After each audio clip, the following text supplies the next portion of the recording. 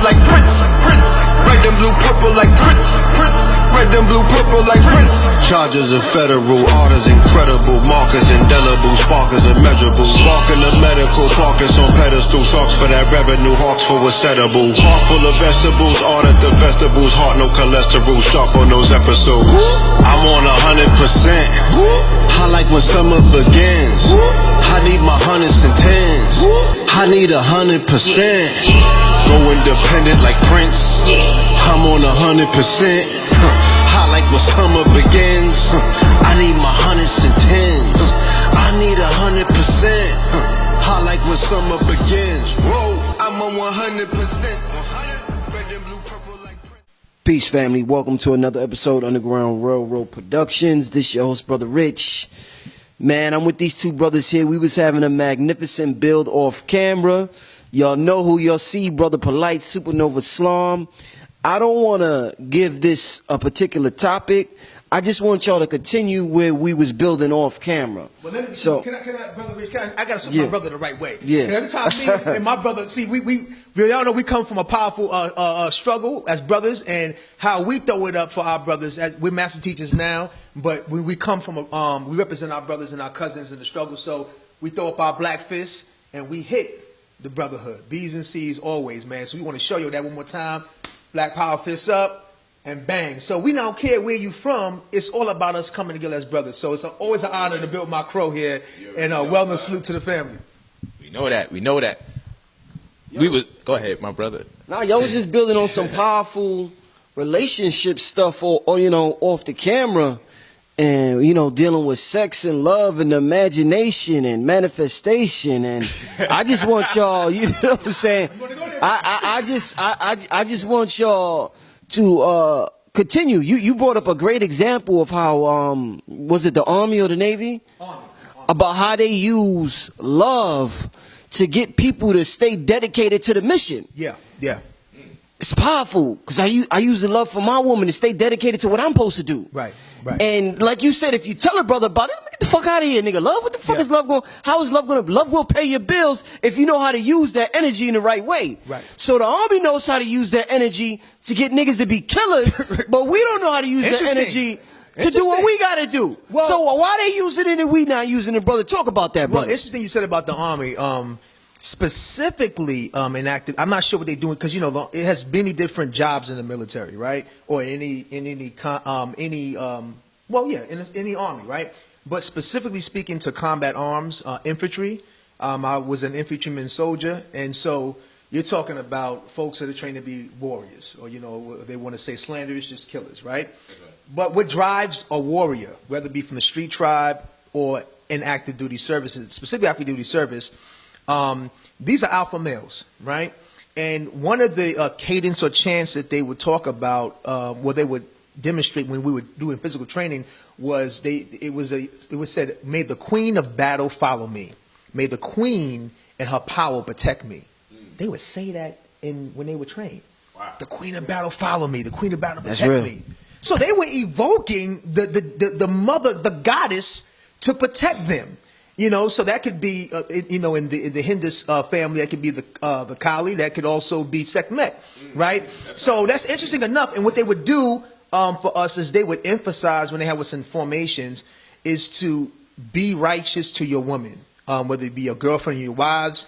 They would encourage you to spend time with your woman and do the right thing. And if a man or a soldier was out of harmony with his woman, she was given the right to contact his chain of command, his leadership, to be squared away. So a lot of people don't know that. They don't know that. So basically, let's say if your woman felt that you wasn't spending enough time with her, or you wasn't really doing the right thing, she could actually call up to your company and speak to your higher up, your commanding officer, and be like, "Listen, such and such and such," and they would dismiss you from the training to go spend time with your woman, square that away. Because what they felt was like the more in harmony you are with your mother, with your woman, and your children, and your family setting, the more consciously present you can be as a warrior to train. And then they knew that if they sent a soldier downrange to fight or to defend or whatever that would be, depending upon your orders, right? If you were in harmony with your woman, your family, you would not be able to carry out the mission. as a warrior. So they always emphasize that you spend that time and you make the effort to honor the women.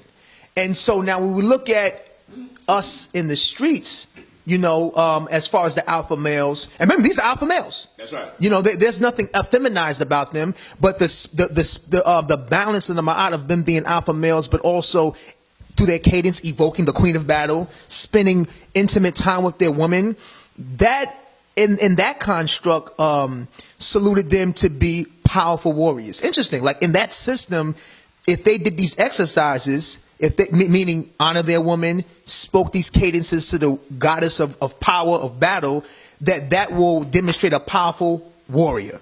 But now in the street life, we don't have that balance. You know, we're always taught to emphasize us being extra hard, extra masculine, and we're almost like closet lovers. We're almost taught to love our women and show affection in the quiet, right? But we're supposed to keep this hard exterior. And that, in essence, throws us out of balance. But Polight, you want to build on that of why you think that spirit is that we overemphasize that, beloved? Oh, definitely. Well, first and foremost, I want to say, even if we look at, because words are very important. So when we look at the word love, or we go to Latin, the word love is what? Amor, right? And then we go to amor or armor. And we put on our armor of who? The people we love. Right. That's the armor. That's what protects us. That's what drives us. And if people don't have... I was halfway up the stairs, and I just realized he said amor and armor.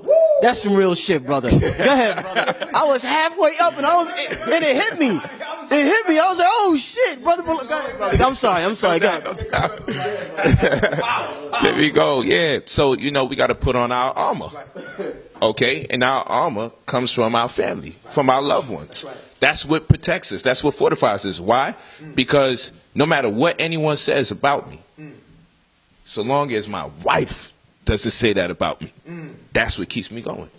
My children don't say that about me. That's what keeps me going. Like, so long as you know you got a point of reference for your shield, so long as you know when I go home, I can deploy into these communities and I can speak to the people who may be sick, right? Who may be confused, who may be hurt, who may be happy, who may be satisfied, who may be content, who may have conformed. Various personalities that can drain you, interface with so many different people at one time. But so long as I know what I could come home to, so long as I hear my baby girl say, Daddy, it changes everything for me. I don't know how to have a down day as long as I have a family. You feel me? So the insecurity lies with a lot of people that they don't want to owe up to the fact that they're actually hurting. That's what the reality is. Black men are hurting. And I know they're hurting because I'm a black man. That's right. You feel me? So for my father to leave at age 8 and for me to meet my mother when I turned 17, she died the week that I met her. Wow. I cried so much days straight because I would go outside and look for women that I looked like and ask them if they was my mother. Wow.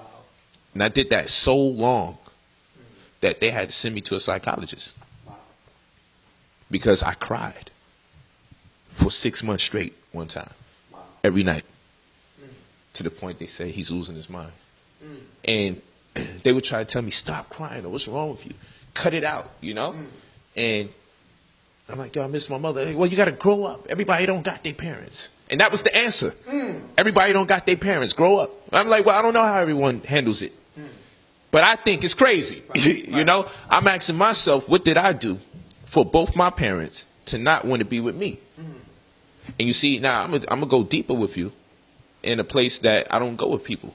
Right? Just because the spirit and the emotion and the energy, and I feel there's people out there that may need this because of what they go through. My father, for the time he was around, he suffered from alcoholism. So he used to drink a whole lot. And when he drank, he got real violent. And so, mind you, I ain't had my mother. So he would beat us badly whenever he got drunk. You know, he'd come in the house, and we could see it in his eyes how much he drank to know what kind of night we was going to have. Wow. So my sister would fight with him. She was older than me, of course, by like almost 4 years. And then me personally, they was like, look, don't let him get away with that. You know, tell grandma, because, you know, my father listened to his mother. He was wild as hell, but he listened to his mother. That's one thing. She could smack him. She's like the tuning fork for him. Yeah, she could smack him. Wow. You know? But, you know, I wouldn't dry snitch. So anyway, he would just be abusive. And we going through this all the time. And everybody's like, yo, why you so close to your father? And I used to say, I don't want to give him a reason to leave. I'm tolerating this. I don't like it. I hate it. Because I had to yell at my sister one time. Because she's like, you such a sucker. You this, that, and the third. I'm like, yo, we already don't have our mother. So you fighting them back.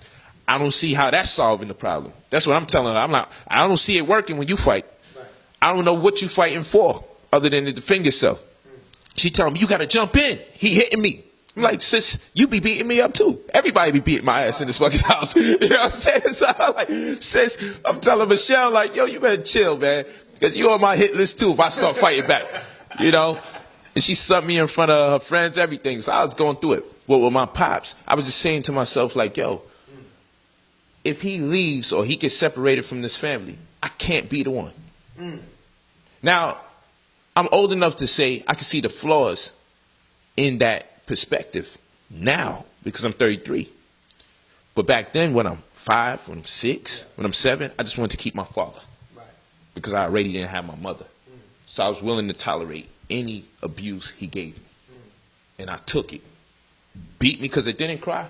Beat me because I cried. I took it every freaking time. You feel what I'm saying? Right. I took it every time. So as I got older, and when he left, see, that's when I really started to tweak. Because when he left, I tolerated the abuse, and he still left. And the only reason I tolerated the abuse, and the only reason I ain't give him a mean mug, the only reason I ain't have hate for him in my heart, because I said I refuse to have that for my father. Right. So he can feel my connection to him, so he wouldn't leave. And he still left. Wow. So that plagued me, bro. You know what I'm saying? That plagued me. So I say all of that to say, we hurting. Yeah. Because as a child, I allowed my pops to abuse me over and over. Punch me, kick me. All because he drinking and he fired up. He sees something in me I don't even know what he's talking about. Stop talking back. You know, why you looking at me like that? Straighten your room up. Everything was a damn beating. You feel what I'm saying? And I mean, he giving me blows.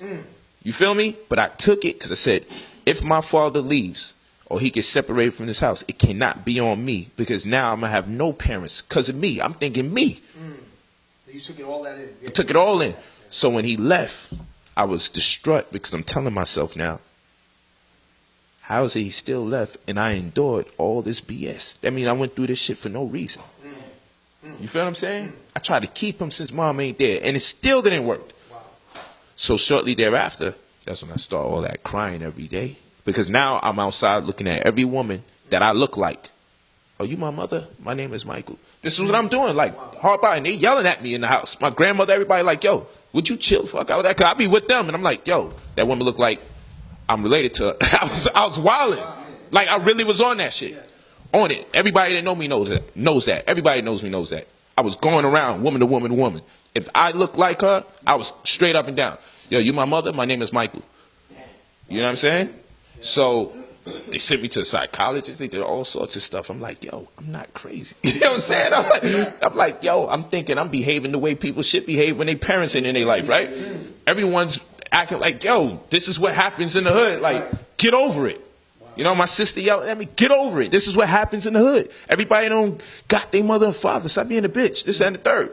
You know what I'm saying? So now I had to do what? I had to learn how to take it in and don't say nothing to nobody. Building. Now that's where I'm at with this conversation about black men and black women. They've been taught to suppress their anxieties because the people in their family are down with the rapist, therapist, the rapist. The rapist, spelled the same way. They're down with that mind fucking system. You feel what I'm saying? Where no one has empathy, not even for their own blood, to see them going through pain, going through abuse, going through molestation, going through domestic violence, going through verbal abuse. You feel me? They don't feel they got the outlets, and we do a horrible job creating outlets for our family when it comes to these type of circumstances. You feel what I'm saying? So you got women walking around here feeling like this, no one to talk to, and that builds up, not for 1 year, but for 5. Not for 1 year, but for 5 years, for 10 years, for 15 years, 20 years. Now we adults walking around with these adolescent problems. You feel what I'm saying? And it's done transmuted so much, we can't even pinpoint what's the inception of this particular problem. Because it done went through several mutations, because it could have just been miss my daddy. But after that, you done went through several relationships that went wrong. You feel me? You done lost people to gang violence. You yourself probably got locked up. You feel me? So now we don't even know how to call it because it mutated. But it all, in essence, stems from your horrid relationship amongst your father and your mother. But so many years it's been allowed to fester and go unnoticed. And one's inability to communicate with the one they're supposed to communicate with, or the ones they feel they're supposed to be able to communicate with. And now this turmoil just becomes this thing that makes us uncomfortable and uptight amongst each other. So now it's hard to get black men and black women to love. Because when they endeavored to love as children, it hurt them. And they never got a chance to release. They never got a chance to exhale. They never got a chance to communicate their thoughts. So now, I mean, watch this. My wife, my first wife, that would tell you how cold-blooded I used to be. I was not empathetic towards any of her emotions. I even put a gun on her. Yeah, she'd tell you that. I said, you curse at me one more fucking time, I'm going to shoot you. And she's so crazy, she cursed at me one more fucking time. You know what I'm saying? I'm like, yo, call my bluff. Goddamn. You know what I'm saying? That was wild as hell, yo. Both of us was wild. But I broke down and I cried that time. She's like, you gonna shoot me? Shoot me, motherfucker, shoot me. And I'm like, and my man Licks, he took the gun from me and everything. But I broke down that day because she said, you're callous. You fucking hate women. You hate women. You hate me because you hate your mother. And when she said that shit, I'm like, yo. She went somewhere that I thought she wasn't supposed to go. But then that was the first time I ever thought, maybe I fucking hate women because I hate my mother. Because I never knew my mother. You feel me? And then when she died, I took it personal. Like she left me. Like she chose to leave me. You feel me? So I'm like, I just met her and she died in 7 days. I felt like she left me because she chose to. She should have tried to fight harder and stay alive longer because she left me long enough. So when my wife said that, I'm like, damn. And I just broke down. You feel me? And at that time, my grandmother, who I called my mother, she died. You feel me? Yeah, so, I mean, you know how them deaths work. They be coming in 2s and 3s. You know what I'm saying? Like everybody's just waiting to just go out the same damn time when you're going through pressure. You feel me? So all of that was going on, and I'm like, you know what? She basically told me I couldn't love her. Because I never learned to love the people that I was in contention with. So I see black people and I understand it. This thing with the hating on each other, this thing with the calling each other names and backbiting and slandering and uploading videos and going nuts. I understand what's going on. These people are hurt. You know what I'm saying? Like, they are hurt, and this is the only way they're able to express their love. This is some weird shit. I ain't gonna lie to you. Because people be like, yo, Polight, they're not trying to express love. They hate you. I'm like, they couldn't possibly hate me. They don't know me. They would love me if they knew me. What are you talking about? They love me. That's why they're talking about me. What are you talking about? They just don't know how to express it.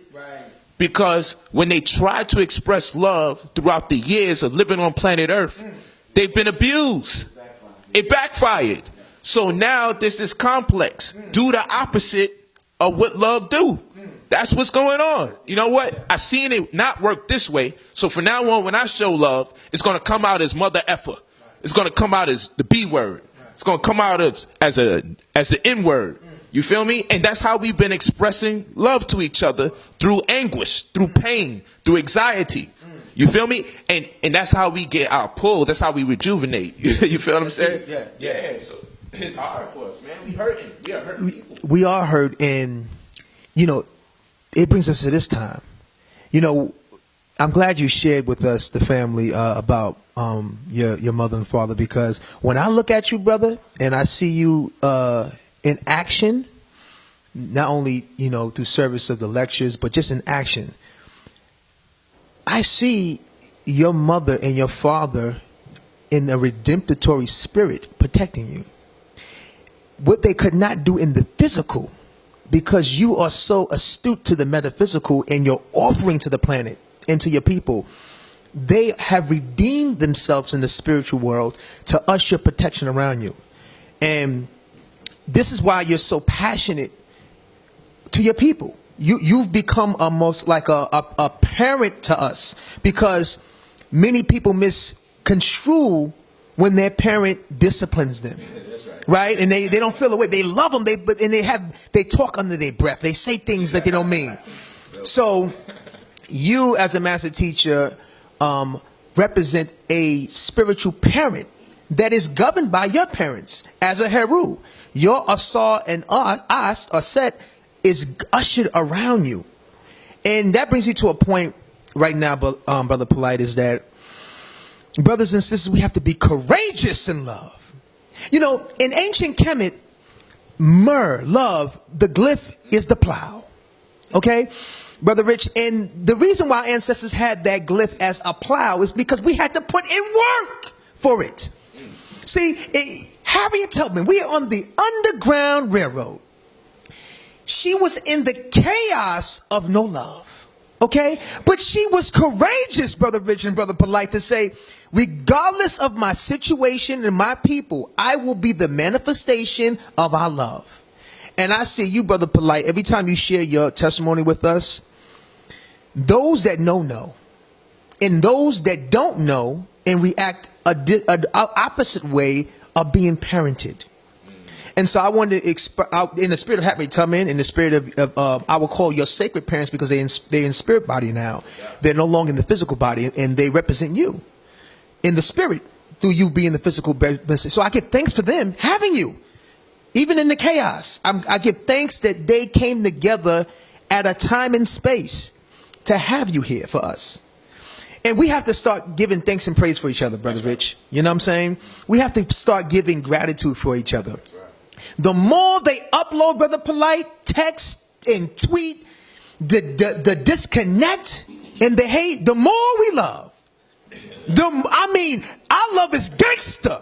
I'm not apologetic of my love for my people. I love you, Brother Polight. I love you, Brother Rich. I love you, brothers and sisters. I have to love you because I was deployed on this planet in this time and space to do so.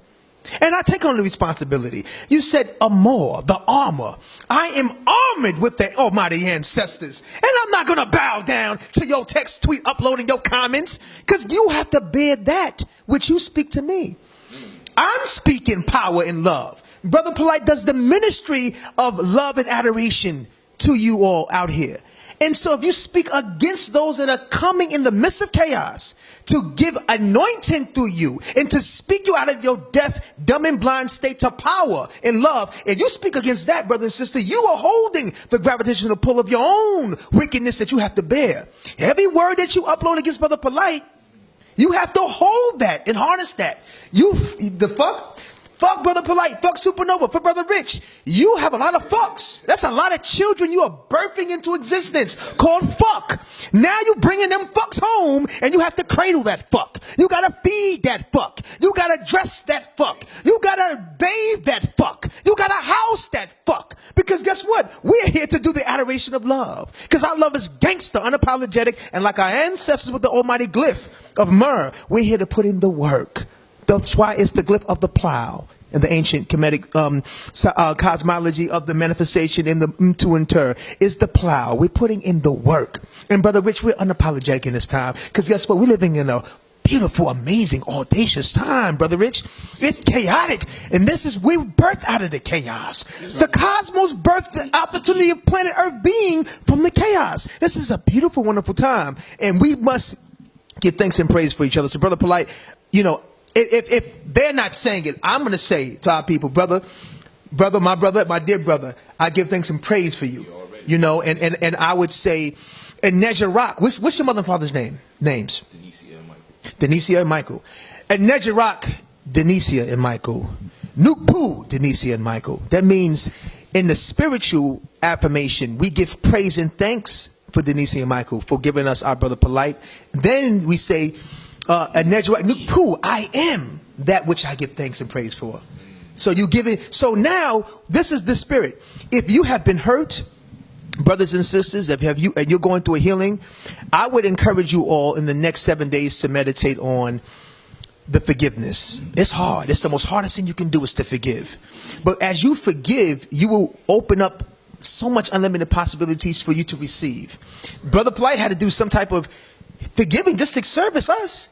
You know what I'm saying? If he wasn't in a space to forgive and to germinate love, how could he be helping us? How could he be a beacon of light to inspire so many? If he didn't allow that space to open up to receive another space inside of himself. And so if this Brother Polight can consistently do that for you all, I'm doing this for you on this moment. Brother Rich in this platform, brother and sister, join us. Do not join the noise of distraction. See, the comments and the engage. You know what I do? Let me tell you what I do on social media. If someone's on my page and they're running their mouth, you know what I do? It's called delete. I'm not engaging in your back. I'm not going to go back and forth. I'm not going to be doing a movement with you into my realm, cyberspace. If your talk is not in my art, I used to do that. And I used to go back and forth and back and forth. And then my timeline started to be a positive thing. And I was Brother Polight, giving brothers and sisters who were coming for the build a less opportunity, because I was engaging with these toxic parasites that was specifically deployed to take us from the build into the toxic conversation. So brothers and sisters, practice delete. Right?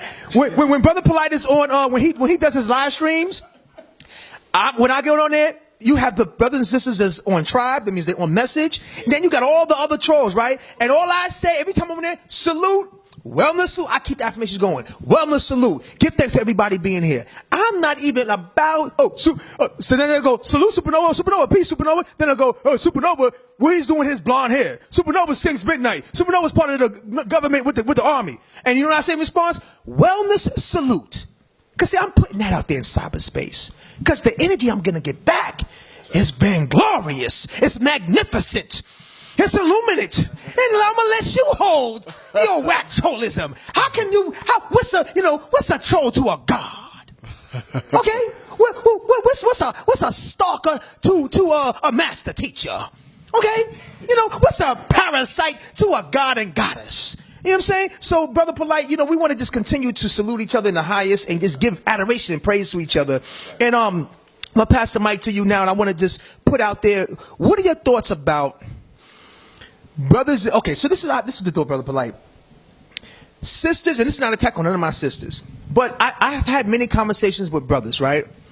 Strong alpha brothers who, when we are together as brothers, we start building, and a lot of times they have come out and said, yo, I have to play a role because that's what the women like.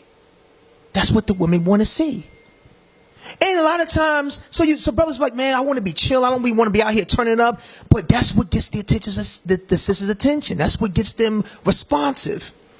So in one level, I'm thinking, well, wow, that seems like it's unproductive, because sisters say that they want brothers in this type of fashion. They adorate, I want a brother like this, a brother that's responsible, a brother that's positive, that's forward thinking.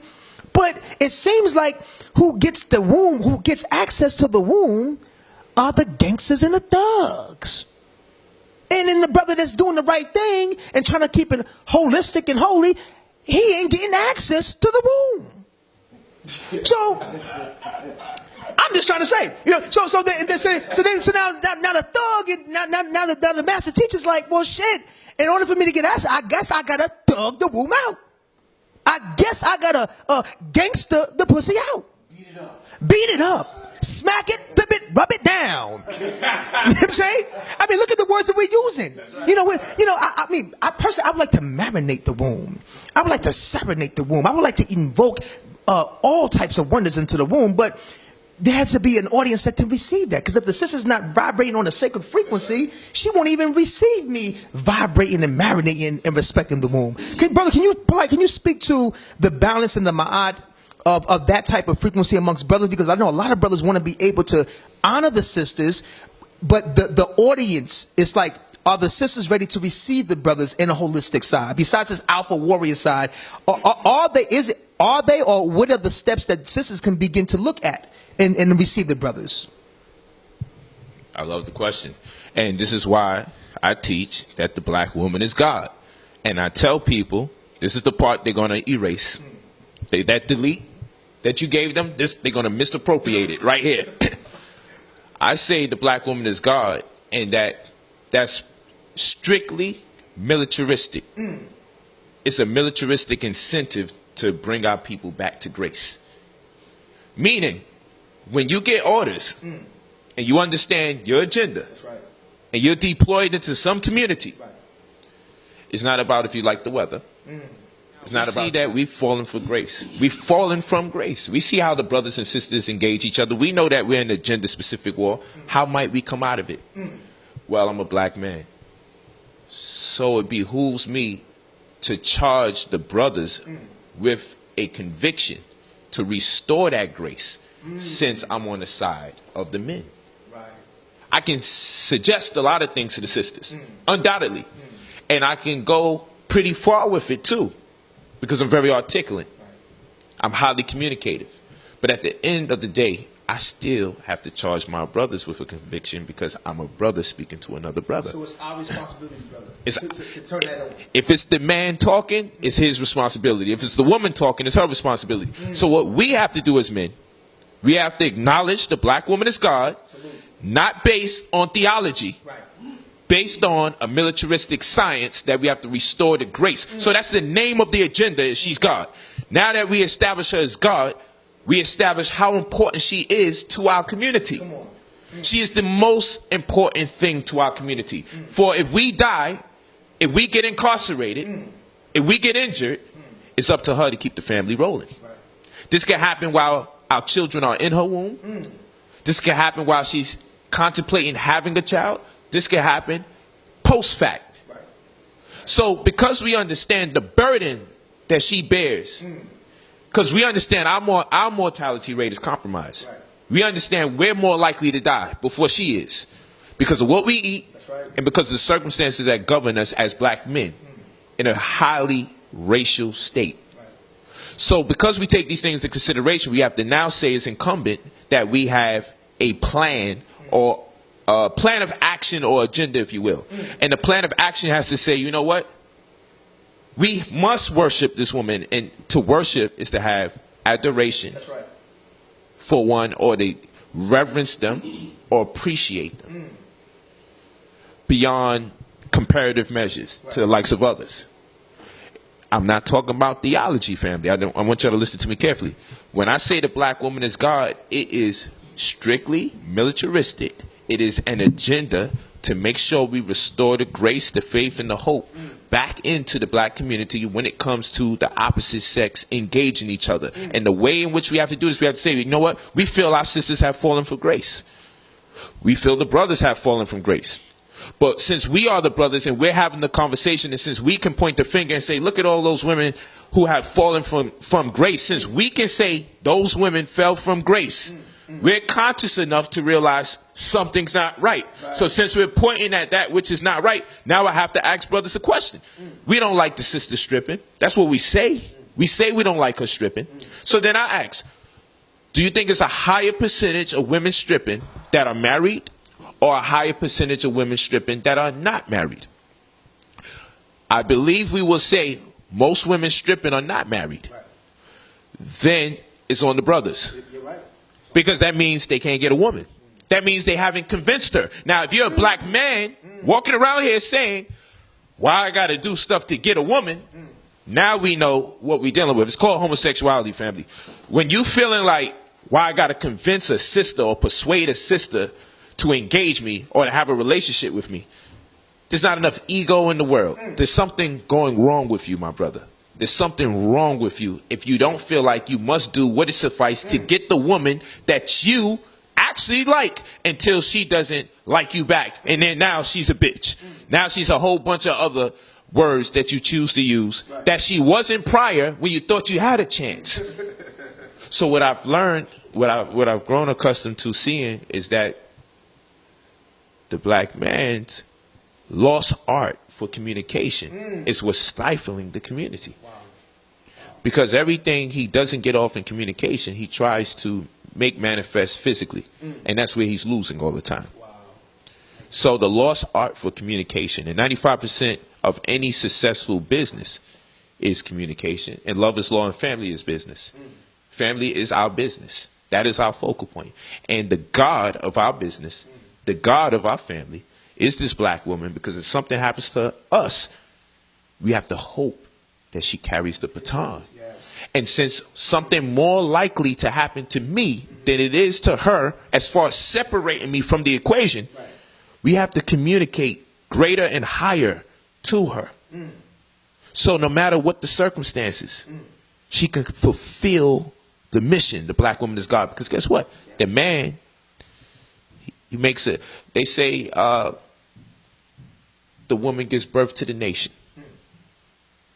You teach a man, you teach an individual. You teach a woman, you teach a nation. The mathematicians come out of her wombs. The drug dealers come out of her wombs.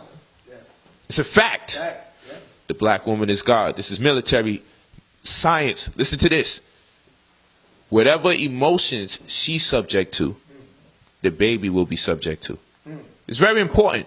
If she's in contention with her baby daddy, the child comes out looking like the baby daddy.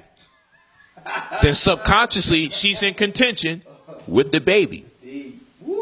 There's no way it can't be happening. It's just one of those things we don't want to speak about in the black community. That's right. Speak about it, brother. That's powerful. But how she's going to look at a child that looks like you, knowing that you abused her, knowing that you embarrassed her, knowing that you employed your misogyny, knowing that you perpetrated heinous acts and crimes against her, knowing that you yelled at her, you screamed at her, you laid your hands on her. And then now she gave birth to a child that looks like the criminal. How can she raise that child, especially a son? How's she going to raise her son without bias? How's she going to hate you and turn around and just love him knowing he looked like you? Now, women, I'm not that type. It's in your mind. Don't play games like that. Don't play games like that, because you're not going to keep the child of the rapist. You say, it's going to hurt too much to see him. And the way our women are going off when they have conflict with their father, the baby father, the way they use child support, the way they bust his windows, scratch his car, I heard the song, the way they go about doing those things. Don't tell me, after all the contention amongst you and the husband, that none of that is registering when you see a child. You hate him, and everyone could clearly see you hate him.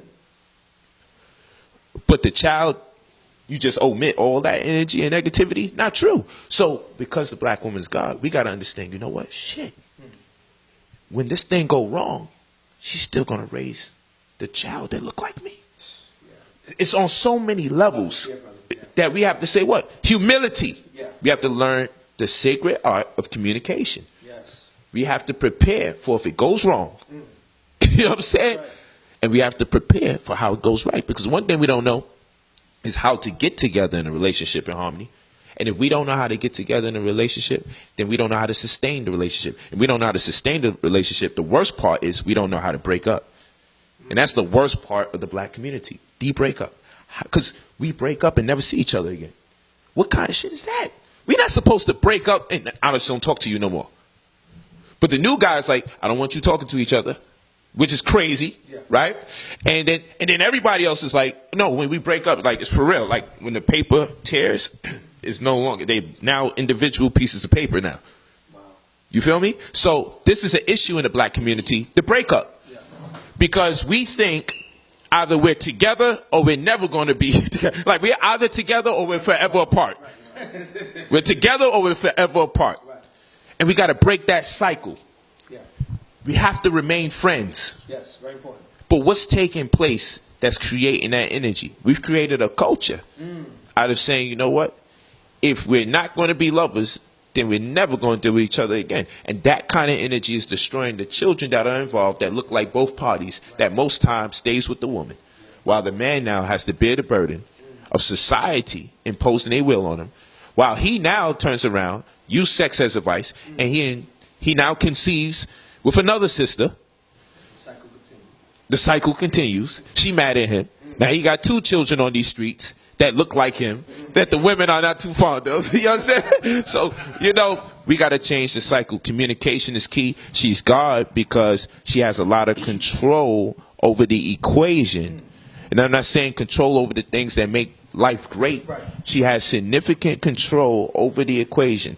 We have to say we respect the situation enough that since the child is subject to her emotions, because her emotions diffuses through the umbilical cord into the bloodstream and the consciousness of that child. Since we understand that when a woman is born, she's born with all the ovate cells she'll ever have, so she's born with all her potential children. Therefore, when she's born, she was a summation of all the other mothers that came before her and the other brothers. Then that means your child is a summation immediately of everything she's ever experienced. And if we understand that the children are a summation of everything the woman has experienced since she was born, then it behooves us to be nice to her every day of our life. It behooves us to say, you know what? If my potential children are subject to my cuss words directed at her before they even born, then guess what else is happening? Not only do we have to worry about the children looking like us and the mother in biasness saying, you know what? I subconsciously got a problem with you. But there's a flip into that. It's not just that the children are going to look like us, and then that may subject them to some trauma, psychologically, the child and the mother. Because the child has to also hear negative things about the father and realize I look like him. Right. And think negative things about themselves. Right. But what about the other part? If a woman is a summation of everything that existed prior to her, particularly from her mother, if a woman is born with all the potential children she will ever have, and thus every potential child is already subject to everything she has to go through up until the point that child becomes the fetus, then what does this tell us? That the child can come out the womb already hating you.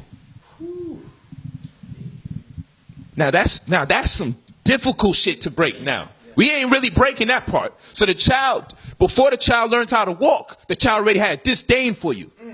And you couldn't shake it when that child went in your arm and you was wondering, why the child crying and I'm the dad? Nah, child just uncomfortable today. It got nothing to do. No, it was you. The child was there. It experienced the affliction of the abuse in all forms. So now the child looks like you, causes problems. The child has to look at himself and hear negative about you, causes problems. And the child didn't even have a chance to engage you before they came in the world without compromise, because they felt the affliction attributed to you, whether it was right or wrong. The mother attributed to you because of the lack of communication. She processed the data in a form of hatred and enmity as you're the enemy. So the child comes out already with a disconnect from you. You're an external being. She's an internal being. So the inclination is going to be a lot stronger because of the maternal instinct and consciousness. Now you got to work 2 times, 3 times as hard. And then what's going to happen to the man is he's going to learn how to be callous. The man is going to learn how to just say, you know what? She got the children. And that's what we become now. I want to ask real quick. There's quite a few things that came to mind when you were building, brother. You talked about strategy in the orders and how our women are God based upon a militaristic salute. The interesting thing about that, you can find the lineage of that in the spirit of when the queen knights the warrior into battle. That's always been the journey. That in ancient royal courts, not only in Europe but in Africa, the mother or the maidens in the priesthood and the queen would knight the warriors before they go out. That's right. Why? Because they were servicemen, hence firemen, policemen, men of service. See, when we know our roles, right, we can actually be more magnificent and powerful. Right. Men, we have to empower ourselves with the role of the knight. Right. The womb, the mother, knights us into the battle. This in the journey, right? So when we can, like you said, we have to. One of the key things you said, Brother Polight, is that we have to be humility. You said we have to be humble. Right. If we can understand that in our humility is the potential of our endless strength and possibility. And our, see, women are to receive They're the receptors, right?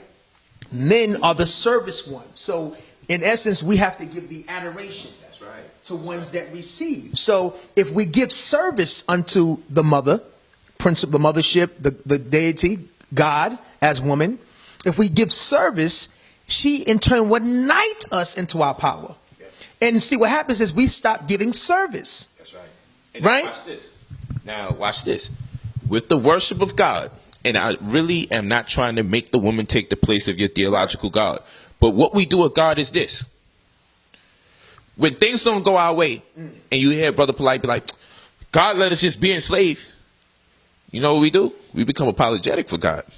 We got to be apologetic for our women. You know what we do? We say, well, my God is a loving God. Or you know what? I must have did something wrong. This is what we do for God. So all I'm saying is, we ain't never met that person. We met her. She's the conduit to which in our children come out of that vortex we call the womb. Right. God is a God of war. God is a loving God. Right. God is a jealous God. Exodus chapter 20 verse 5, right? So since God is a jealous God and God is a God of war and God is a vengeful God and God, since God is all these things, I mean, black woman could be all those things too. Oh yeah, you see fully. She could be jealous. She could be vengeful. She could also be a loving God. That's right. Right? And so what I'm saying is, we honor her for the life she's given us like we would honor God for the life he purportedly gave to us. I'm saying we have to now put her in that equation on the terrestrial plane for a support system. This is not no simping scenario. This is for a support system because we're so far gone that if we don't create a serious response to the hostility taking place amongst the men and the women in the community, we're going to be at loss for good. It's going to be, we're almost at a point of no return right now. So those people that are truly conscious, I feel no way saying, you know what, my job is to see to it that my woman is happy. And if I could just make sure she's happy, then we'll go out, see how I can make other women happy. Doesn't have to have anything to do with intimacy. Right. First thing is take care of the people at home. Once they good, let me extend the love that I have cultivating in the household outward to the community. Then we act locally and then we think globally until we can make it all manifest. So we have a responsibility, which is to respond to our ability. That's what responsibility is, respondability. So we have a respondability or responsibility to say this. The women are hurting. How can we respond? We're going to respond in humility. And in humility, we're going to gain strength. That's right. We're going to become more communicative. And because 95% of all successful business is communication, right, we're going to become more successful in our ability to deliberate. We're not going to grow so frustrated. Why? Because too much is on the line. What's on the line? I'm already affecting the potential children she did not have yet. You feel me? So I'm corrupting the consciousness of the lives that don't even exist yet when she's stressed out or stress is incurred for my inability to be patient. Now people say, well, that's not fair because what if she's wrong? It doesn't fucking matter if she's wrong. And I'm going to tell you why it don't matter. She has the nation in her. So I got to learn how to just deal with the shit. So whether she's wrong or not, and I hope people listening to me, I don't give a fuck if she's wrong. I care about my approach towards her in conversation. Because damn it, when I think I'm right, I think I'm right. I could be wrong. And when she thinks she's right, she got the right to be just like me when I think I'm right. It's not about if she's right. Understanding transcends all disagreement. Do you understand that when you affect her, you afflict the fucking nation? So what's it going to be? Is it going to be sacrifice the nation to win a fucking argument? You see what I'm saying? Okay, all right. Oh, man. Let me just add to it. Wow. Well, brother, it's called resistance training. See, if you want to get the muscle and you want to be strong, black man, the woman is going to give you the call and response because she is the receptor who knights you. So she will test your fortitude. She will test you when you call the duty your strength. It's called resistance training. Okay? So the more you can master the resistance training, right? The adding of the weight, the repetitions, the moving up and down, training with her, sparring with her, being humble to receive the weight. Woman is heavy. This planet is 6 trillion tons. It's heavy. It's matter, mother, is heavy. Mine is heavy. But man, if you receive the anointing and you take this heaviness and you harness it in resistance and repetition, the mass and muscle you will grow in your body, mind, and spirit is miraculous, because she will fully support and ignite you and say, now that you've been tested, you're now deployed for life. Let me say that last thing right there.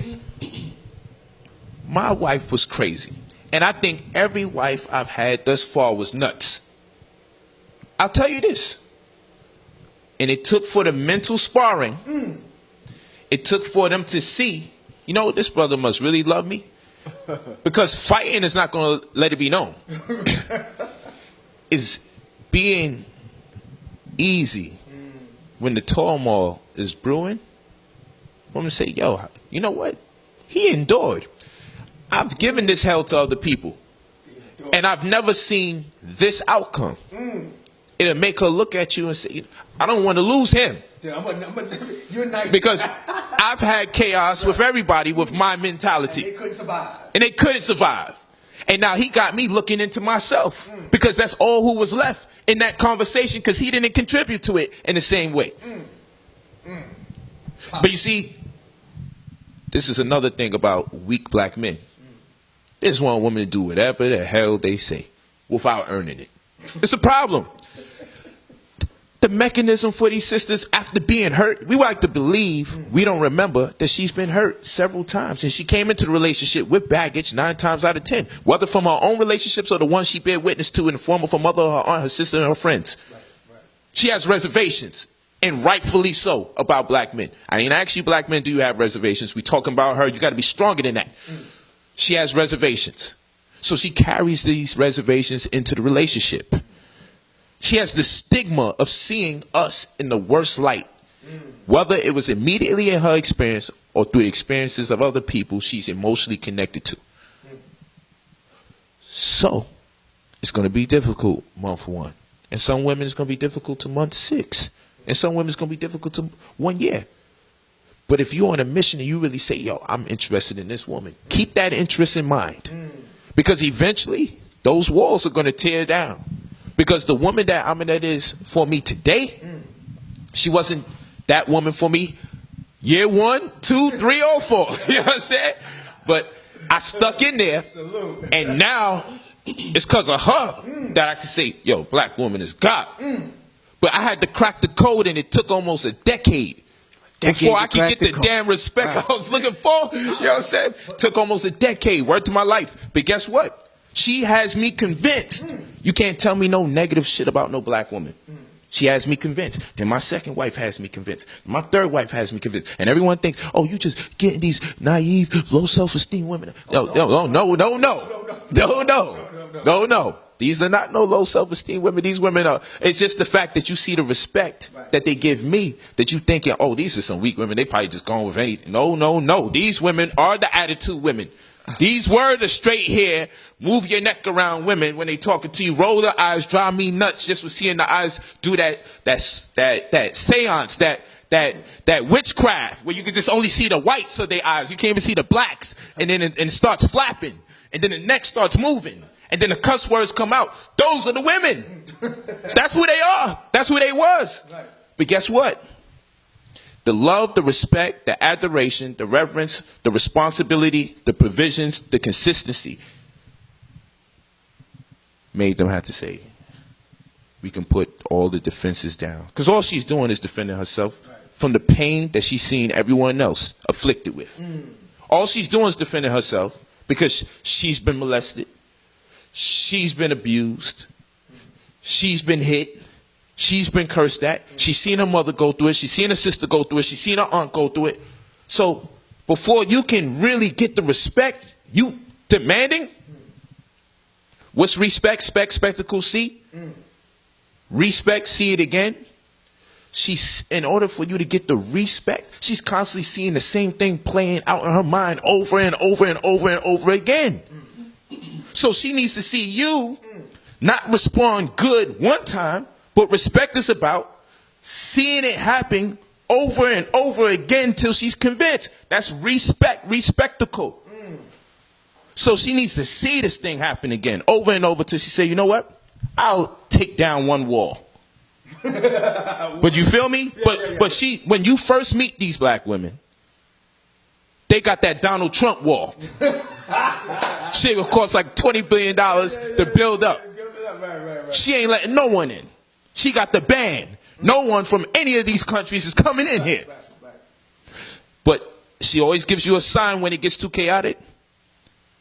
And you say, damn, girl, if you love me like this, why the hell you be doing that shit? But she got to keep it to herself because she got to protect herself. She's just protecting herself. And if you say you about that life and you about her as much as you said you was, you will endure. And I'm telling you as a man that has endured, I've seen the light, and that's why I come with a revelation onto y'all. Y'all may say, man, come on, he pussy whipped. I don't mind. If you said I was dick whipped, that would have been a problem. You know what I'm saying? I'll be pussy whipped. I don't mind. But listen to what I'm saying.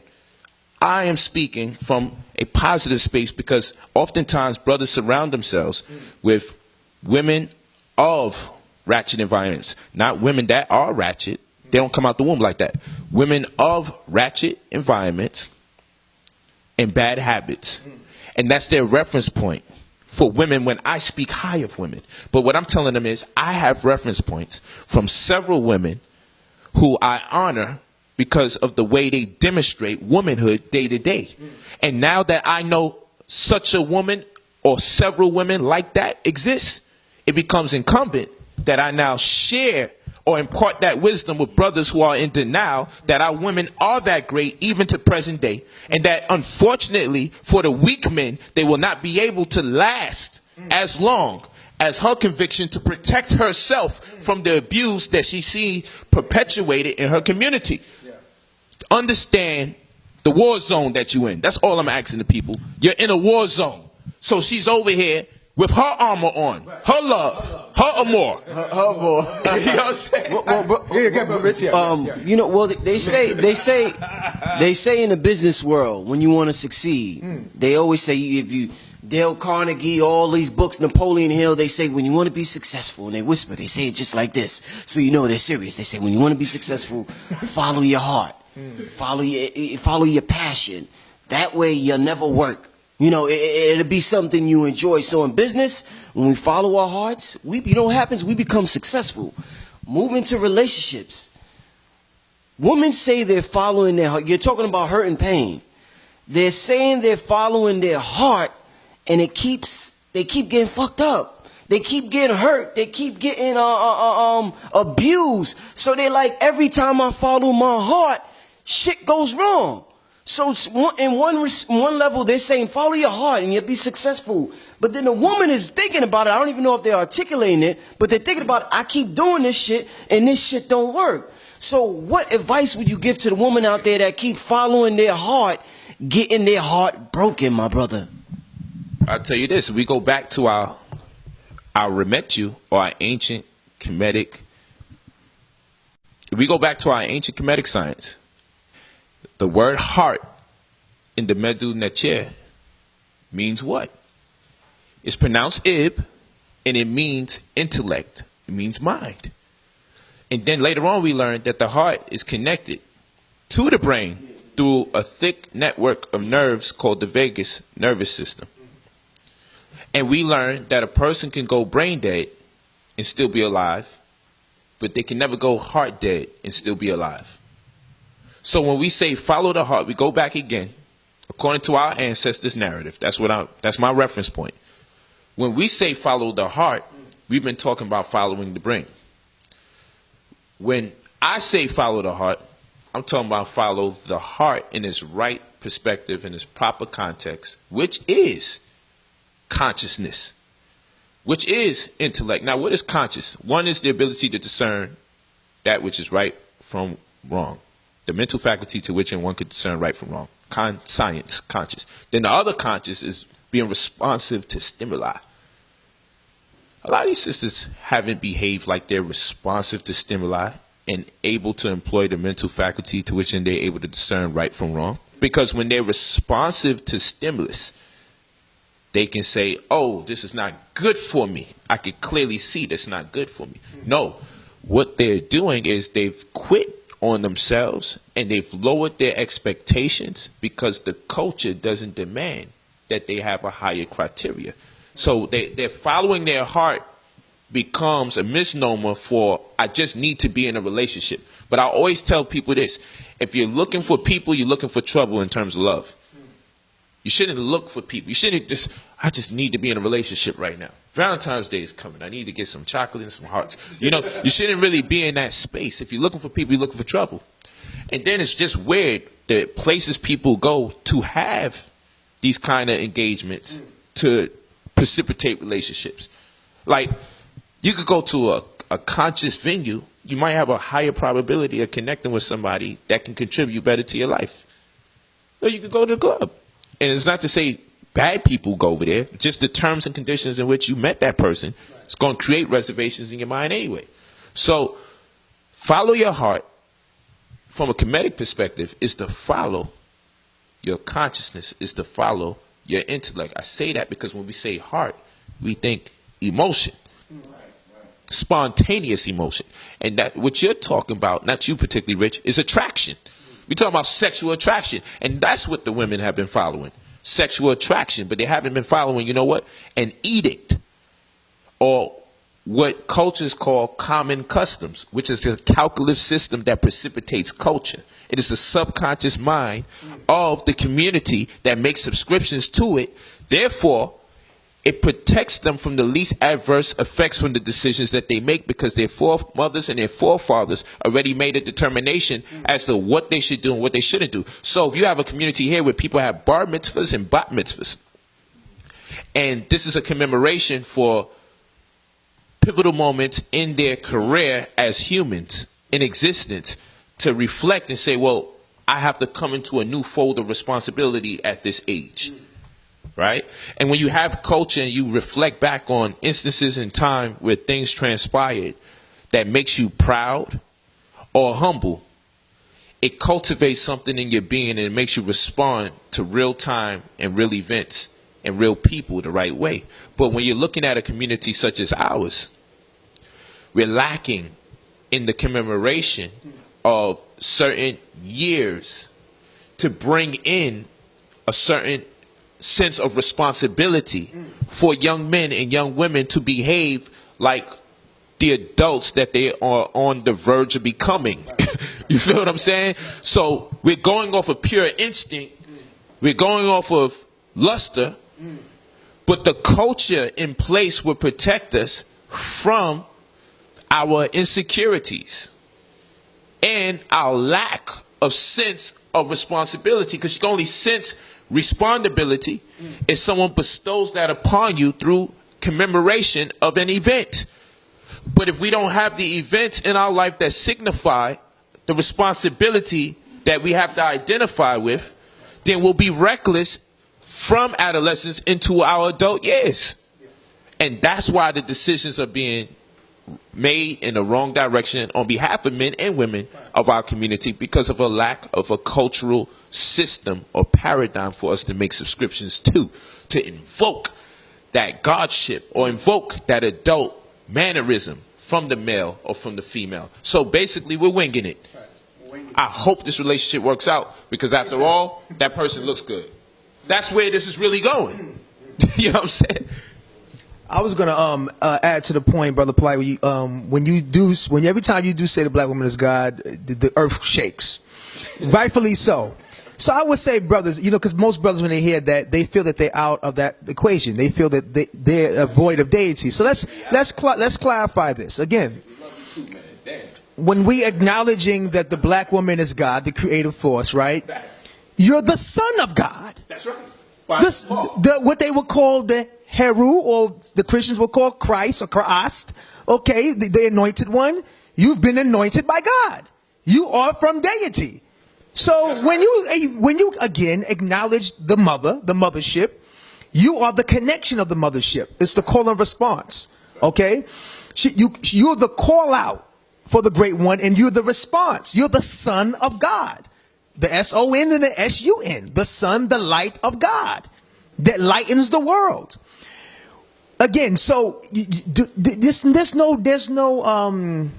in this empowerment when we acknowledge our woman. Right. Every time we acknowledge our woman in that, it should remind her spiritually of her responsibility to be her powerful self, so she can continue to knight us into power, and we can keep that mechanism strength. Another thing is patience, brothers and sisters. We are dealing with 4 stages currently of post-traumatic stress. We're living in the midst of it. We're dealing with like ebbs and flows of not recovering from a traumatic state. Not only is our people living in North America, and we have dealt with, from the transatlantic slave trade and our native family being removed from their land here, but when you're talking about being on the planet is being in a state of traumatic stress. Okay? When you have sacred patience with another being in this process that we're all experiencing, right? It allows you the potential to actually co-create together a healing experience. So we need to invite our women who are hurt, just like men are hurt. Like Brother Polight, you talked earlier about your childhood and how that showed up on you. Okay? You and your wives are able to come together through the series of resistance training for you and create a healing opportunity for them and for you, right?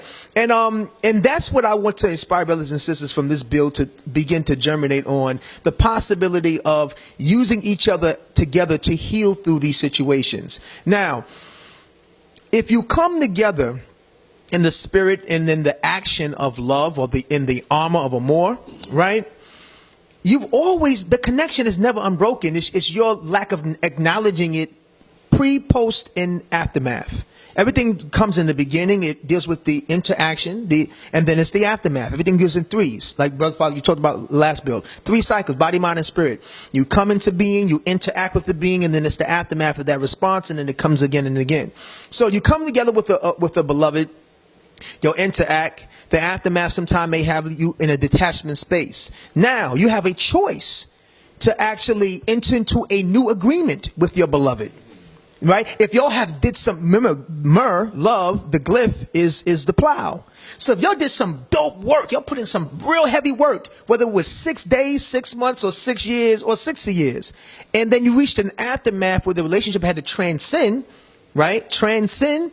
You have an opportunity to enter into a new loving agreement that may transcend your physicality or the lustfulness, but a new opportunity now in the objectivity of the relationship, because you were subjected to all the back and forth. But now you have an opportunity in the objectivity to look and say, wow, look what we've been through. And that's what friendship has the opportunity to possibly foster, which can actually create another bond and opportunity. So that's for all of us, but we have to will. You have to want the will in us to activate to see that. We've been so hurt and so used to hurt that the possibility to entertain a new will a lot of time dies within the relationship. And I will encourage you all right now. Brothers are hurting, sisters are hurting. But even after we deal with each other, we still want to connect. That's right. So there's always a possibility, I would say, enter into a post-courtship with your beloved if you're no longer in a physical interaction. If it's a possibility to be friends, and to court the possibility. I'm not saying you'd be buddies overnight if it was a traumatic experience it's subjected to, but if there was so much work and so much love being exchanged, if y'all can court the possibility, it may take time before the courting becomes a marriage, a friendship, right? But court the possibility post-union. I can say this, Brother Rich and Brother Polight, 98% of the women I've been ever blessed to come in contact with and call my mates or my beloved, and even my ex-wife, we're good. We're in a good, harmonious state. I would say for the most part, the ones of us that are in communication, we put in some serious work and some valuable work. Like transformative things happen when I was in a relationship with them, and vice versa. And so, in the objective manifestation of our situation, which is the aftermath, You know, they go, hey, you know, no, I'm with this brother, and I've learned, I want to say thank you. A lot of them say that, you know, I learned a lot from you. I'm able to apply it here. And I'm going to say, wow, you know, since I was with you, I was able to apply the same thing. And so a friendship is bonded now in the aftermath because I willed it so, right? I willed it. And Brother Polight talked earlier about being patient. Patient, that virtue is a virtue of God, you know, deity. You know, humility is a virtue of divinity. It's not weakness, you know, to be humble. Example, warriors, right? So we talked about in our community how the alpha man shows up always hard. Interesting thing about the military is that most of the killers are nice guys. You wouldn't even know they're killers. They're bubbly, they tell jokes, they're loving with their family, nice guys. They have no exterior that you think they can escort people off the planet. Look at me, right? Do I look like I escorted people off the planet? I probably don't look like that to you because you look at me, you have a specific image in your head of someone that is known to be a killer or to escort people off the planet. Well, it's like the David Banner effect, okay? That's what you're dealing with when you deal with true alphas. David Banner is the one, he's like a Zen warrior, right? Or samurai. Well, I'll save the samurai for part two. Zen warrior would be like, I don't want to be angry. You don't want me when I'm angry. Leave me alone. I'm just trying to keep my peace, right? You see the martial art films. It's always a guy in the bar, you know, in the restaurant drinking his tea, meditating with his hat down, and the thugs come over. Hey, what are you doing? What are you doing in this neighborhood? Who are you? We have beef with my cousin. And he's sitting there drinking his tea. And he's saying, listen, I don't want beef with none of you. Leave me alone. You think you're some tough guy. We're going to test you right now. And then he opens a can of universal whip ass on the whole restaurant. And then goes back and drinks his tea. That's the true warrior. Samurai. The powerful thing about the samurais were that when they killed their enemies, right, they would do a ritual of respect for them. They bow their moments and do a ritual of respect for the enemy. So it says, why do you do that? Because they said, for anyone to enter battle with me as another warrior, we are bonded as brotherhoods of warriors. So then I was the one to escort them off the planet, and I'm going to give a reverence and ritual for them to make a passage through, right? So the warrior in our community has lost and because of ancestral memory, right? We're not remembering the reverence we should be having with each other in the midst of discourse. Discourse with our family members, discourse with brothers from another community, another hood, another environment, or our women. Respect, Brother Polight talked about humility. These are attributes and virtues of a true alpha, a true warrior. And if we can begin to germinate that and to really feel the empowerment of that, you know, a lot of times it's become scary for brothers to really take a chance to and tap into something that has never been tapped before because of outside judgment and scrutiny. But the true warrior, she takes the journey that least have traveled. You have to be so convicted in the spirit to make the leap and to be example for those that may come after you. And you may go through a time where people may feel like, oh, cursing you, throwing rocks. Brother Polight moved with his family to the West Coast. He had to get the first generation of the attack, but he's resilient. And what does that mean? Because he's resilient, beyond the slander and the criticism, the next generation witnessing in his resilience, not cowering to the criticism, but consistently building and putting out love and positivity. Now the next generation who deploys he or she manifestation and works by that example will now set a new generation of resiliency. But the ones before had to go through a little bit of more gangsterism on them so the next ones can be able to elevate a little more, right? And so we have to be able to, at this point, I would inspire us, you could be what you want to be, but I would inspire us to consider the possibility of journeying where the hurt does not exist. That quiet space where it's not online, it's not with your family, there's a space that we all have that we want and we will this love for ourselves. And we see it, Brother Rich and Brother Polight. We envision it.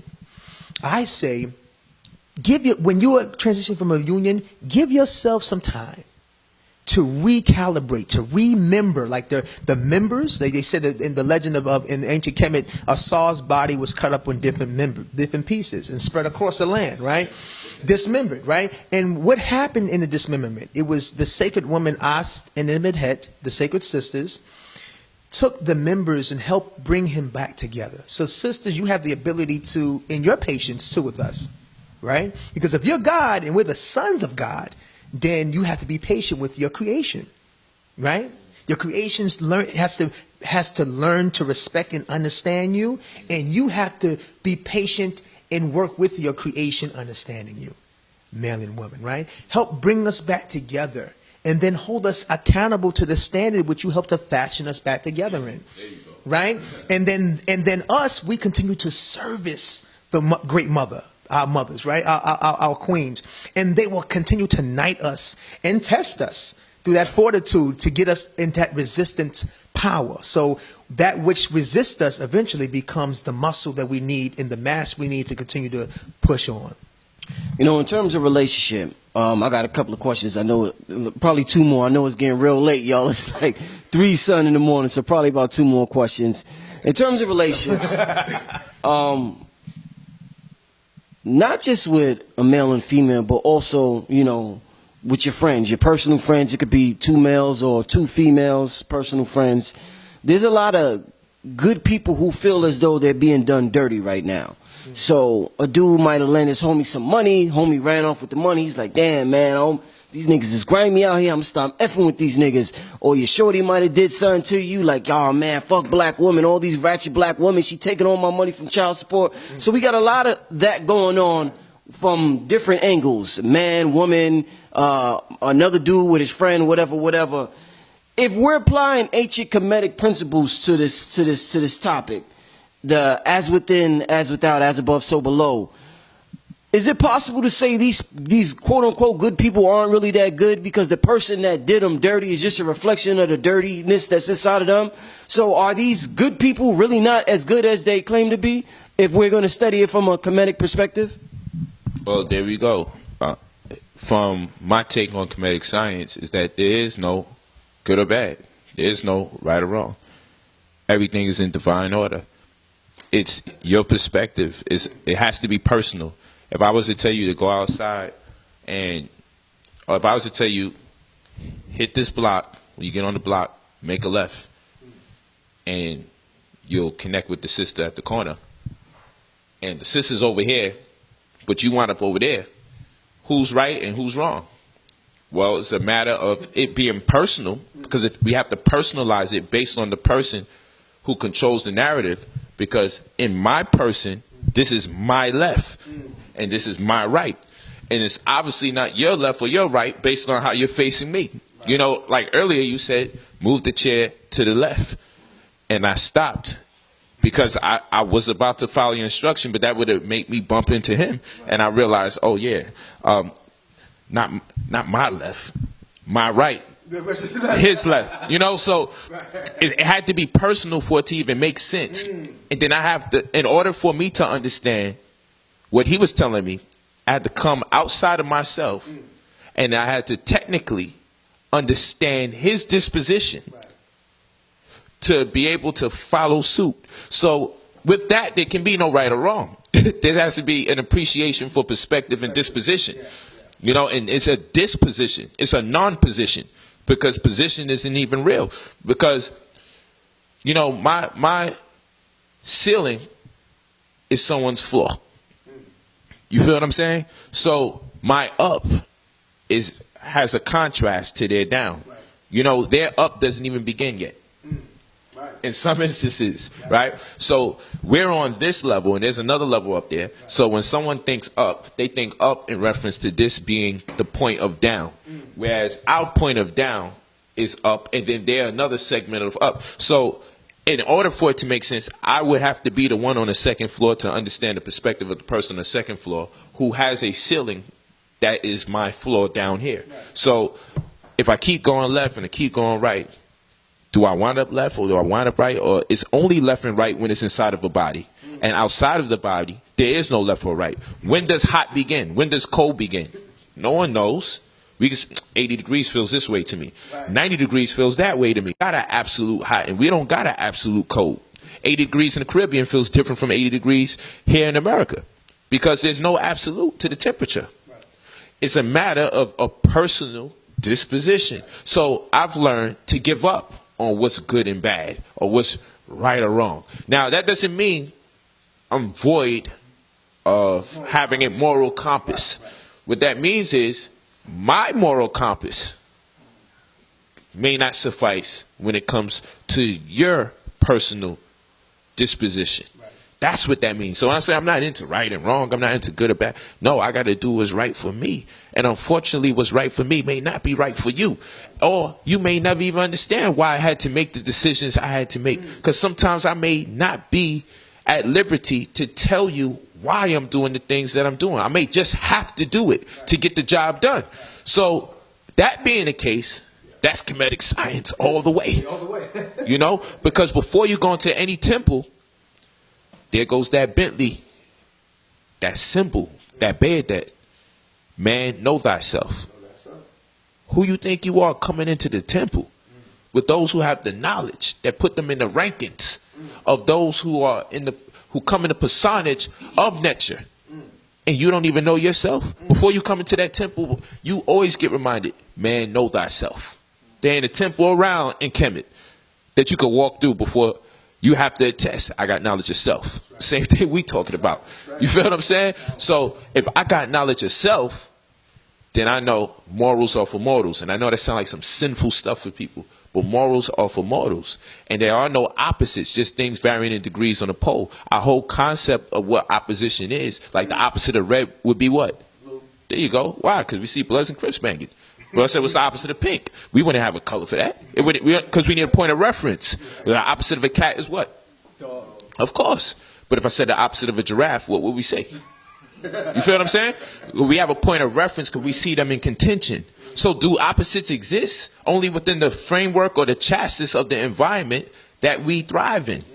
You feel me? It's what we subject to. But then when we start traveling around the world, we realize the illusion that we thought to be opposites, which has its root in opposition. There is no opposition.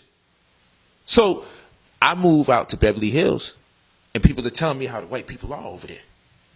And I'm like, yo, when people have money and there's a high vegan culture, there's two things going on there. We're eating better, so we're thinking better. Right. I don't care what race you're talking about. We're eating better, we're thinking better, and everyone's driving a Bentley or something where I live, right? The lowest grade car you probably gonna see where I live is a Benz, and that's like the lowest grade. It's like you got a Benz, you're like, so what, right? So if that be the case, then people trying to tell me about racism and everything, and I'm like, where I'm at, I think everybody would like to believe that doesn't even exist.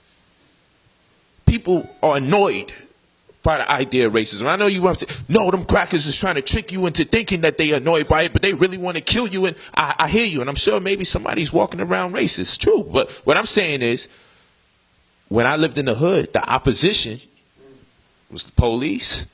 White people are very negative from my hood experience, from being in prison, from engaging with the police, when I'm minding my business, walking the neighborhood. Yeah, when you told me the white man was the devil, I had a point of reference for that. I've been having nothing but problems from these white people.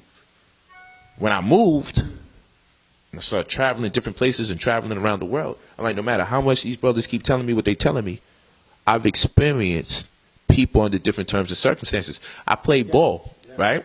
And I played ball for a significant amount of time. I had white teammates at one point. We had to rely on each other. Had to pass the ball to them and entrust them that they would make the right decision for the best of myself and the rest of the team. Right. Sometimes they had to entrust me that I would make the right decision. It transcended race. Right. And in that, we were able to appreciate each other on the court. People don't like this kind of conversation, but it's just real. It's real.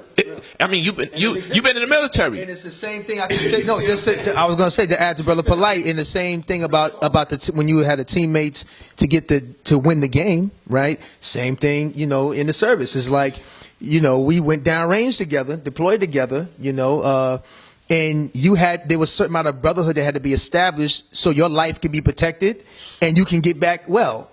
Right. And so to the point about you said about, you know, two things in Kemet, it was the male and female principal would looked upon as complements for each other, not opposites, complements. So that was your complement. Your woman or your wife was your complement, vice versa. Right. And also, Brother Polight, you talked about the teammate team, right? And we talked about brotherhood. These are universal concepts. So when you start opening your world or travel different worlds of consciousness, you start to expand and see how you can apply you in a grander scope of things, not just you in a in a sect, because in a sect, and there may be politics and policies and bylaws and mores that exist in that realm, right? But then as you gain perspective, that's right, objectivity, like Heru is the one that rises above, the lofty one, the ones that are able to get they said bird's eye view to see. So you want to be the Heru, you can be able to have vision and see above. That's right. That's when you get the wings. You see above. When you see above. Now this is not saying that you are not sensitive to the gravitational pull of what we deal with in that sect. That's right. Right? But when now, if you have the bird's eye view and you have other experiences, you can gain awareness and knowledge and actually come back and give that sect, that area, perspective and tools and jewels. Because when you look at it from a bird's eye view, that's what other cultures and ethnicities and races are doing for their own. They're going into, they're flying, taking flight, going to other areas, doing the knowledge, seeing things, learning it, and bringing it back to their folks. We move in silence. We're scared to actually tell each other that we have access and exposure to other realms while we fellowship in certain sects. That's right. And it's like you start looking at people in those so-called sects and find out who they really are. You may be surprised. A lot of people are affiliated with many different things, but they don't say it. That's right. They may come in the guise of red, black, and green. They, God body or the Wabian or more. But they're coming together in that conversation. So you don't really, besides Rahul Bat, Salam Alaikum, Black Power, you don't really get to see who they really are in the objective realm. Only in their subjective world, right? And so now you have Brother Polight having his Heru wings expand, giving perspective. And what did he do? He went right back and put you on. Instead of getting the jewels and the knowledge, you're like, oh, why are you over there? So now you're so busy on the Y in the alphabet, you can't get to the Z, the zenith, right? Not saying not to question the Y, but question the Y so you can now move to the Z. The supreme alphabet, right? So this is what we're saying is that, like when I told you, hey, I was the first one to make a decision to serve. Everybody said, what did I do? As soon as I came back, I did the knowledge for family. I didn't hide it. Right. I didn't keep it secret on the low. Right. An agent is secret. I didn't Amen riot. I Aten rioted. I got before the camera and said, brothers and sisters, this was my experience. This is what I did. This is what happened. What other questions you have for me? And this is what I want to bring back to the family. That's right. There are many people in the sect that don't tell you where they at. That's right. And how they're affiliated and who they know and who's in their family. And when they leave the cipher in the debate, who they are part of or who they affiliated with. They ain't never going to tell you that. But yet the brothers that actually go out in the world and bring it back to you, we're crucified. See our family. Come on, man. You know what I'm saying? So don't bite. They say don't bite the hands that feed you. If we're bringing food and sustenance to empower your body, mind, and spirit, don't bite that hand. You know what I'm saying? Take that, receive that. You don't have to necessarily go to Beverly Hills or actually be in service, but you can take the principles that we're talking about and fortify your area, your development, your cipher, and be mighty and be powerful. This is all about just giving people perspective. We always talk about holistic approaches. Holistic.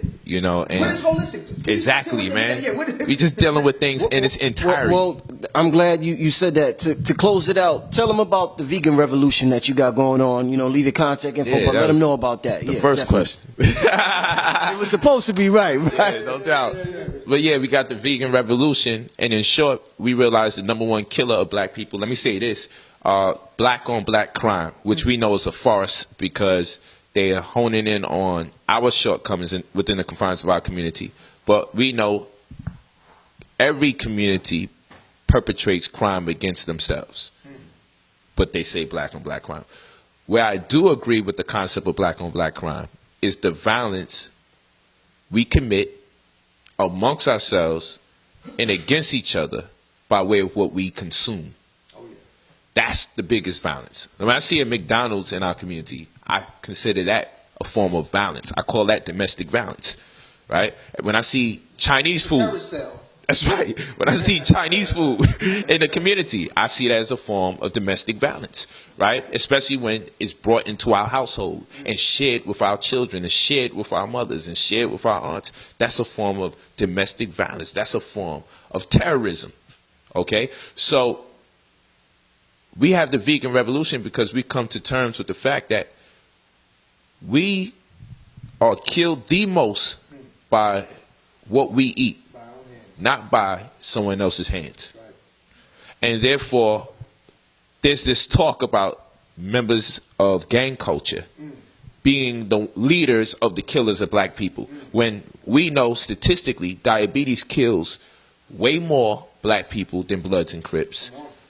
Cancer kills way more black people than Bloods and Crips. So then I decided, and we decided, that we would get the warrior class of our community to take on the biggest war we have going on in our community with disease. So instead of the brothers banging on each other, they would bang on disease, while simultaneously bang on poverty, because we know there's a direct correlation between poor minds and poor food choices. So, and poor people tend to have poor mentalities because of the lack of educational resources and tools. Not that they're not intelligent, not that they don't have potential to be brilliant, but that they're not given the resources or the tools to engage, to cultivate that high part of their being. So we're banging on poverty, that is to say destitution, extreme poverty, I should say. We're banging on poverty and we're banging on disease and taking the banging away from us doing it against each other and amongst each other. That's the purpose of the vegan revolution. So we're giving them high quality food, because we're also making a statement that our people deserve that. People say, well, why spend so much money just to give it to the homeless? Because we deserve that much. That's right. All of us deserve it. So if that is the criteria, then let's raise the bar for the people that's not homeless then. Let's give vegan food to the people that's homeless, and then if you think they're the lower class, or whatever that means, then let's see what you do beyond veganism. Because what I say is this: all black people are homeless in America. We just experience it in different forms. We've been kidnapped from Africa. Okay, we're Africans of the diaspora here on this continent. So we all are homeless. There ain't one black person in America now that I don't perceive as homeless. Some of us are homeless with apartments. Some of us are homeless with houses. Some of us are homeless without either one of the two. Nonetheless, all of us are homeless until we have some kind of autonomy, until we have some kind of sovereignty, until we could establish some kind of body politic. We're all suffering from variations of homelessness. And therefore, I don't have the right to look down on a brother or sister who is living on the streets. In fact, I identify with that brother or sister because they are experiencing what we experienced as a community in its early inception in light of slavery, when we see them in that form or state of poverty. We're looking at a present day form of the same when it comes to slavery. And therefore, as soldiers that didn't quit, that didn't kill themselves, who learned how to manage, how to survive and live on them streets day to day, and keep a smile and keep a spirit. We talk to these people, hug them, talk to them, love them, build with them. We've seen the courage. We've seen the humility. No, thank you. You can give it to somebody else. I have two already. We've seen the humility, the strength for them to deal with the blistering cold and just make it through. You deserve the best we can offer you. So that's why we have the vegan revolution, amongst many other reasons. You can't squeeze no triggers with arthritis in your finger, soldier. You can't get it up when it's time for sex. Cancer's in your organ, man. I know that can't feel good. All that drinking, drugging, and junking took away your manhood. Health is an issue, homes, when our lungs collapse in and we can no longer feed our fam off the art of rap in. DMX got asthma, Farrah Monch do too. Prodigy got sickle cell, Missy Elliott high blood pressure, but it ain't getting better. We lost Poetic and Big Pun to health-related issues. How many more MCs must die before we check these issues? Eazy-E died from AIDS. Did you overstand the issue? See, they want to keep us numb with the alcohol and drugs ain't enough, so they dumbing down these foods to keep us dumb. Nutricide in our bodies and our minds purify. Holistic wellness for the hip-hop generation. See, I'm calling you MCs and you Gs in these streets. Listen up, they put disease in these foods to keep us weak. Drugs to keep us sleep. Liberation is what we need. Mission statement, revolution is in the healing. In order to change the world, we gotta change us. Change from within, that's where it all begins. Our stomachs are being held hostage by drugs masquerading as foods. Biochemically engineered, designed, and refined to control our minds. Making us mutate Tony drones prone to self-destruction. By expelling and rebelling these poisonous terrorists in our emotional, mental, and physical bodies will excavate the healing. But food is not only what you put inside and chew. Homie, sex is food. Thoughts is food. So whatever you put inside you, make sure it's beneficial, nutritious, and helpful, because the opposite will kill you. Reclaim your stomach from the clutches of your enemies. Reclaim your mind, toss them shackled thoughts, and break free. Holistic wellness for the hip-hop generation. Cheer. That's what's up. Oh, man, that's what's up. I might have to throw that on in the beginning, man. Yeah. That's what's up. Leave your contact information, brothers, man, please. Let me also shout out 300 Gangsters. Yes, sir. We I was blessed within the last about a month ago. Me and Brother Polight, I assisted Brother Polight in 300 Gangsters in Baltimore, and we were able to feed the homeless. Through the Vegan Revolution initiative that Brother Polight is building on, and we're here doing the work, and so we got with the homies and Crips and Bloods, and we just was doing the service, and we're continuing the service. So please, family, check me at www.supamegagreens.com. That's SUPAMGA greens.com for just your daily input of chlorophyllic plant protein empowerment. And definitely support us with this vegan revolution. We're live and direct. I will definitely be saluting and supporting my the YBN family, Brother Polight and the New Covenant.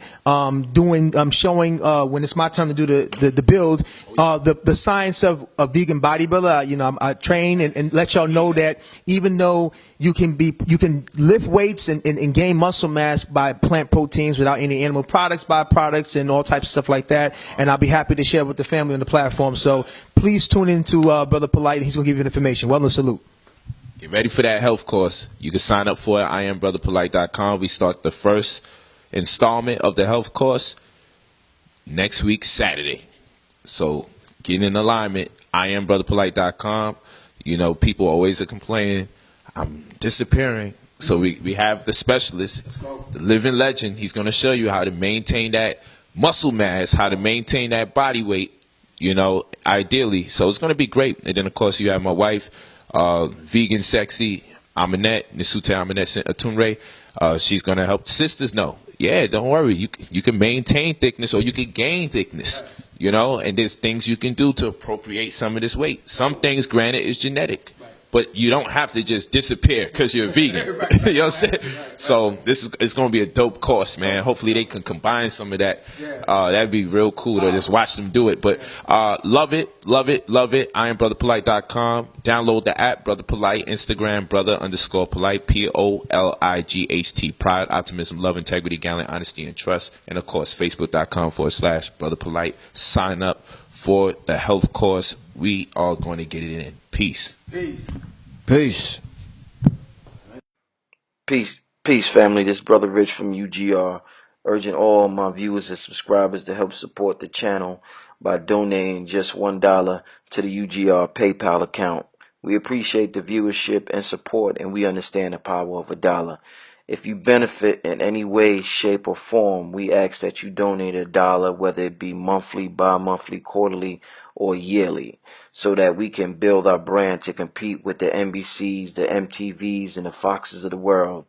I figured since Kanye could ask Mark Zuckerberg for $1 billion, I could ask my subscribers to donate $1 so I could make the best possible content possible. The main objective of this channel is to inspire you to become the greatest version of yourself. So hopefully throughout the years of you watching this program, you have been inspired to become the greatest version of yourself. If you would like to donate, you could go to www.paypal.com and send a donation to richandmerit7@yahoo.com. Thank you and enjoy the rest of your program. Purple like Prince, Prince. Red and blue, purple like Prince, Prince. Red and blue, purple like Prince. Charges of federal orders, incredible markers, indelible sparkers, immeasurable. Sparking the medical, focus on pedestal. Sharks for that revenue, hawks for what's edible. Heart full of vegetables, orders the festivals. Heart no cholesterol, sharp on those episodes. I'm on 100%. I like when summer begins. I need my hundreds and tens. I need 100%. Go independent like Prince. I'm on 100%. I like when summer begins. I need my hundreds and tens. I need 100%. I like when summer begins. Whoa, I'm on 100%.